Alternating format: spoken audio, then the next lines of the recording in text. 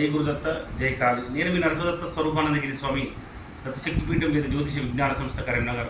ముఖ్యంగా మనము సంకల్పించిన విధంగా అమ్మ ఆలోచనతోటి దేవి మహంకాళి మన ఆరాధ్య దైవమైనటువంటి మన శక్తిపీఠం దత్తశక్తిపీఠం అనేటువంటి ఒక వేద జ్యోతిష పాఠశాల అనేటువంటి ఒక సంస్థను మనం ఏర్పాటు చేయడం జరిగింది. దీనిలో భాగంగా అమ్మవారి యొక్క అనుగ్రహం వలన మనం కోరుకున్న విధంగానే కొండగట్టులోనే మనము ఈ యొక్క ఆశ్రమాన్ని ఏర్పాటు చేద్దాం అనేటువంటి మొదటి స్టెప్గా ఈ ఆలోచన చేయడం జరిగింది. కొండగట్టు మహాక్షేత్రంలోనే గుట్ట కిందనే జేఎన్టీయు కాలేజీ వెనకాల భాగంగా మెయిన్ రోడ్డుకు కిలోమీటర్ లోపలికి మనకు ఒక వెంచర్లోనే మనకు కొంత ల్యాండ్ తీసుకోవడం జరిగింది.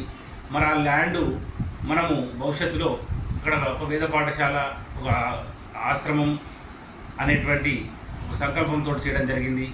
భక్తులు శిష్యులందరూ కూడా సహకరిస్తున్నారు. ఎవరికి తోచిన సహాయం వారు చేసుకుంటూ మీ అందరి కూడా సహాయ సహకారాలు ఆలోచనలు కూడా పంచుకుంటాము తప్పకుండా. ఇదే విధంగా మనకున్నటువంటి ఒక సంకల్పము, మనకున్నటువంటి జ్యోతిష్య వాస్తు సంఖ్యా శాస్త్రాలు ఏవైతే ఉన్నాయో ఇవన్నీ కుల మతాలకు అతీతంగా, వర్ణాలకు అతీతంగా మనం జ్యోతిష్య విద్యను కానీ, వాస్తు విద్యను కానీ, పౌరోహిత విధానాన్ని కూడా మనం అందరికి పంచుతున్నాం.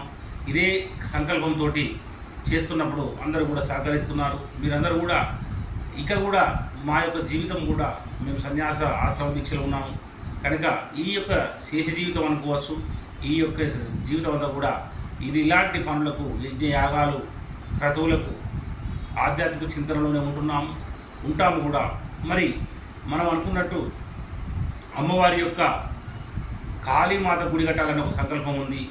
కానీ మనం తీసుకున్నటువంటి ఒక ప్లేసు అక్కడ గుడికి సరిపోయే విధంగా లేదు. మామూలుగా ఒక వేద పాఠశాల కావచ్చు, ఆశ్రమం చిన్నగా ఏర్పాటు చేసుకోవడానికి మాత్రమే ఉంది. ఫ్యూచర్లో అక్కడ మనం వండుకుంటూ భవిష్యత్తులో అక్కడ దగ్గర ప్రాంతంలో ఎకరం 2 ఎకరాల జాగా తీసుకొని అక్కడ అమ్మవారి గుడి కడితే బాగుంటుంది. ఎందుకంటే దక్షిణ కాళీ అమ్మవారు చాలా శక్తివంతమైన దేవత, ప్రపంచానికే ఒక పెద్ద దేవత. మరి ఆ దేవతను మనం చిన్న ప్లేస్లో పెట్టడానికి వీల్లేదు. అయితే అప్పటి వరకు కూడా మనం అంతా ఒక శ్రీచక్ర ఆరాధన సాంప్రదాయం, మనం అయితే కాళీ సాంప్రదాయంలో ఉన్నాం కనుక శ్రీచక్ర ఈ మన దత్తశక్తిపీఠం అని పేరు ఉంటుంది. శ్రీచక్రాన్ని మనము శివలింగాన్ని నిత్యము అర్చించడం జరుగుతుంది.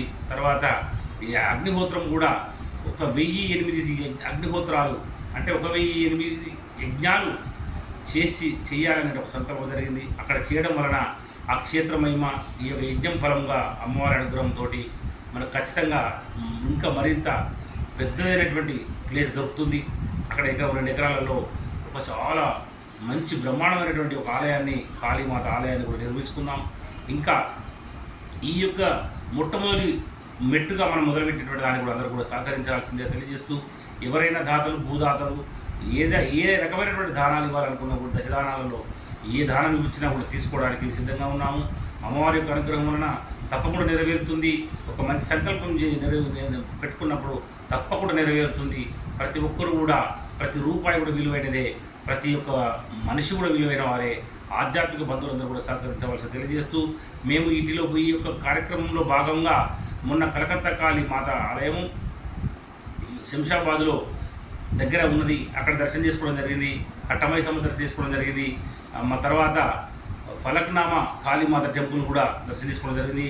ఆ దివ్యమైనటువంటి అమ్మవారి యొక్క శక్తి వలన ఈరోజు భద్రాచలం స్వామివారు రామయ్య గారిని కూడా దర్శనం చేసుకోవడం జరిగింది. నిన్న ఏదైతే అయోధ్యలో జరిగినటువంటి ప్రాణప్రతిష్ఠ రాములవారి స్వామి, ఆ యొక్క స్వామి యొక్క కార్యక్రమాన్ని కూడా వీక్షించడం జరిగింది. అదేవిధంగా రేపు విజయవాడ కనకదుర్గ మాత అమ్మవారి దగ్గర కూడా వెళ్తున్నాము. అమ్మవారి యొక్క ఆశీస్సులు కూడా తీసుకొని అక్కడి నుంచి ఇంకా మరి అమ్మవారి ప్రేరణతో ఇంకెంత దూరం ఎక్కడెక్కడ వెళ్తామనేది కూడా ఇంకా నిర్ణయం కాలేదు. భవిష్యత్తులో కూడా ఇంకా ఈ 2-3 రోజులు, 4-5 రోజులు కూడా ఇదే యాత్రలో ఉంటున్నాము. భక్తులందరూ సహకరించాలి. ఎవరికైనా జ్యోతిష్య వాస్తు విషయాలను తెలుసుకోవాలనుకుంటే సాయంత్రము ప్రతిరోజు 7 గంటల నుంచి 9 గంటల వరకు తప్పకుండా అందుబాటులో ఉంటాను. అప్పుడు అందరూ కాల్ చేయవలసింది తెలియజేస్తూ, కొంచెం ఉదయం సాయంత్రం కూడా ఈ యొక్క 3 రోజులు మేము ఇదే యాత్రలో ఉంటున్నాం కనుక తప్పకుండా అందరూ సహకరించవలసిందిగా తెలియజేస్తూ, జై గురుదత్త, జై కాళీ.